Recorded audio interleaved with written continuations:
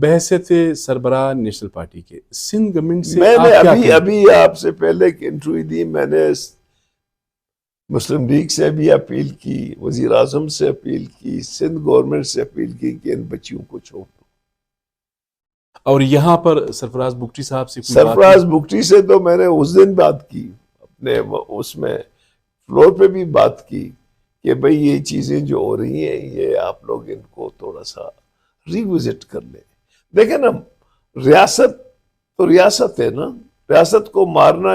ابھی آپ جائیں گے یہاں پہ اتنے پولیس والے رکھے ہوئے ہیں تو وہ اس کو کہو مارو، وہ مار دے گا، ظاہر ہے وہ تو آرڈر کے تابع ہیں. لیکن یہ ہے کہ جو ایگریسیونیس ابھی آیا ہے وہ ہم نے دیکھا ہے، وہ پہلے اس طرح نہیں تھا، اب کچھ زیادہ ہی ایگریسیو ہو گئے.